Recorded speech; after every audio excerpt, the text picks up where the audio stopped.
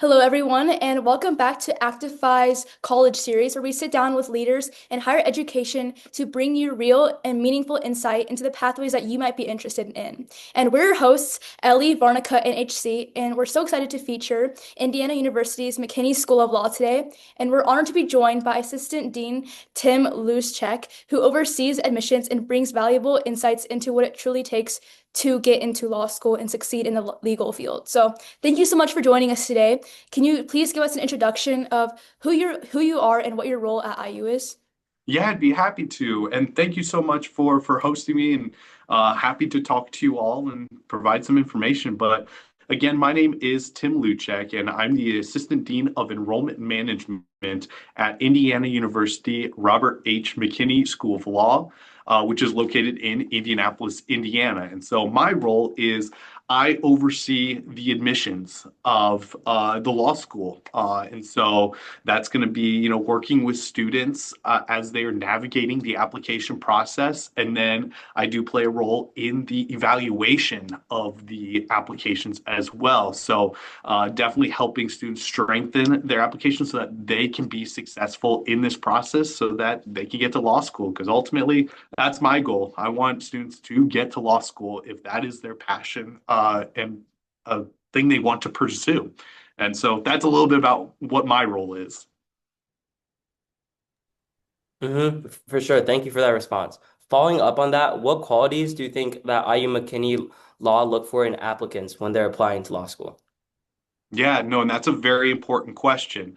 And we get that a lot because and unfortunately, it's not an easy answer because the thing is, there is not one specific thing that law schools like IU McKinney is looking for. We want students from all different backgrounds, all different perspectives, and all different just interests going into law. So we want students that are leaders. We want students who are interested in political science, but we also want students that are interested in creative writing and engineering and all of those kinds of things. So really what we're most looking for, I guess if we are wanting to kind of define how we're getting a strong applicant is, of course, we do want a student who is able to be successful academically. And so it's going to be a student who does well on their GPA, who does well in the standardized test that we do require, the LSAT, the law school admissions test. But then we are looking for students that uh, are able to successfully convey their interest in law and why they can be successful. So that's through our personal statement. So those are a few things that we are looking for in applicants. Uh, if we want to dive a little bit more, you're looking at reading comprehension, logical reasoning, analytical reasoning. Those are kind of those skill sets that are also what we are looking for. Sounds great. So many of our viewers in high school are students who are interested in law. Like I am one of the students who are interested in law. And Awesome. so, what early experiences do you think will help students stand out later when applying to law school that they can take now? Yeah. So fully acknowledge that you still have some time before you are really considering, doing this application process because part of the requirement of going to law school is you do need to have a bachelor's degree. But it is great to start thinking about law school, and there are great resources that are available to start thinking about what it means to pursue a law degree and become a practicing attorney.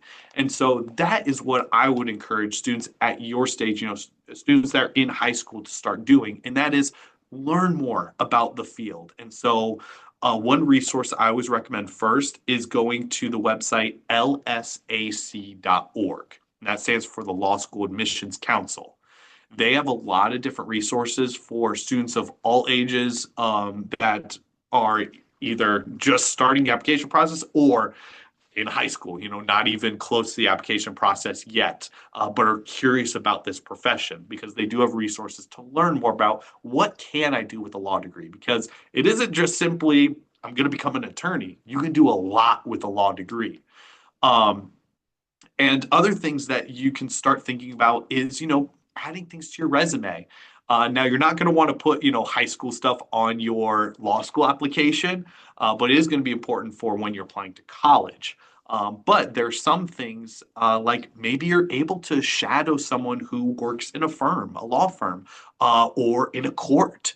And so those are great opportunities. Not a requirement, but if you have the opportunity to do that, that is absolutely something that I would encourage students like yourself to look into. And really just kind of starting to think about that one important question of why do you want to go into law school? Because that is going to be a question that most likely all applications are going to incorporate at some point. And so it's best to start thinking about why do I want to go into this field? Now, that answer is going to change throughout, but it's important to think about it now. That's some great advice. But what are some myths or misconceptions do you often hear about applying when people apply to law school? Yeah, so one big misconception that I do want to clarify is, we get this thing of, oh, I have to have a high GPA, I have to have a high LSAT score. And really, that isn't necessarily the case. Those do strengthen your application, that is for sure. But you also, when it comes to the application process, it is what is called a holistic review, meaning that we are not just looking at one or two different things. We are looking at your whole application. So we are looking at your resume. We are looking at your personal statement. We are looking at your letters of recommendation. All of these add to what makes a strong applicant, not just the GPA, not just the LSAT score. So that would be the biggest thing. And also, you don't need to know exactly what area of law you want to go into when you're applying to law school. Uh, that's what law school is for. You're going to figure out what you want to pursue when you start learning about the different areas that are available. Because we have plenty of students that go in thinking, oh, I really want to study family law. Then they take a family law course and realize that is not what they want at all. And so that's another misconception that I definitely think is important to keep in mind. Right. So, what resources does IU McKinney offer for first generation or underrepresented or, non-traditional students? Yeah, the great thing is that we have many different resources to make sure that all students are successful in law school. Now, really cool statistic that we have is this most recent incoming class that we had that started in fall of 2025. We actually had 25% of the class being first generation college students. So our class is already made up of a large number of students who are just who this is their first exposure to college. And so then we have 85% of those students are first generation law students. So they don't have anyone in their family, or their parents at least, who have gone through law school. And so we fully acknowledge that there may be barriers there. And so what we do is we have a couple different offices that assist students who maybe want to find some additional resources to be successful. And so we have an office called the Office of Academic and Bar Success that's specifically for students who maybe are, either struggling to make outlines or brief a case, which are really important in law school. But sometimes it's as simple as how do I manage my calendar to make sure that I'm allotting a specific amount of time to be successful in law school? The advisors in that office are there to help out with that as well. We also have an office of professional development, which puts on specific programming for students that are first generation, either first generation college or first generation law. So that they have this opportunity to get exposure with legal professionals who have a similar background. We want to make sure that we're connecting you to people who have gone through your shoes or who have been in your shoes and have gone through this uh, through law school. And so that you have someone to relate to.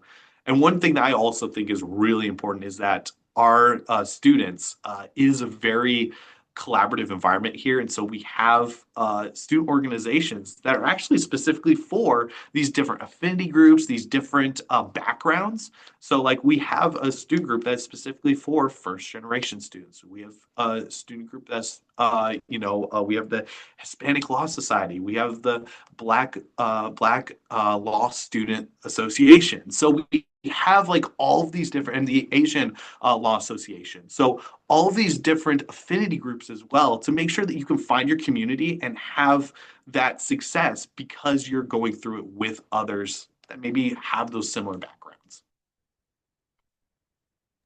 Yeah, thank you so much. So, speaking on and adding on to the information you said about first generation students, what advice would you give to students whose parents might not have gone to law school or even college at all on knowing that law school is the right path for them? Yeah, so sometimes it can be hard just, realizing that this may be a different thing. And sometimes those parents, they may not understand the investment that goes into it because that is a big factor in this. But we are here to support the student every step of the way.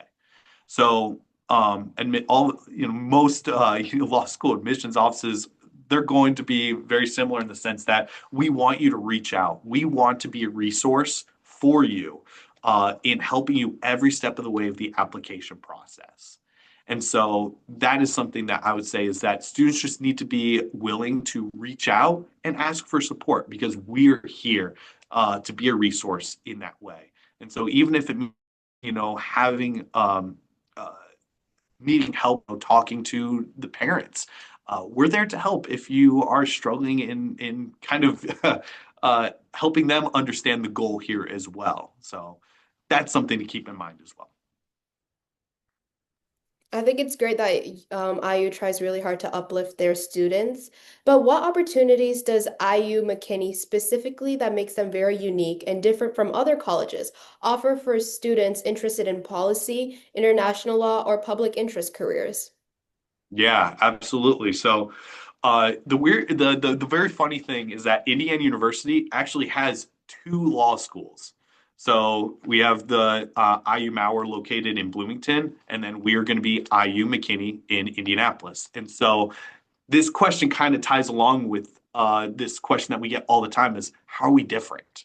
And so the great thing is we are able to easily talk about the difference because the big thing that I will say is that we are the only law school that is in the capital of Indiana.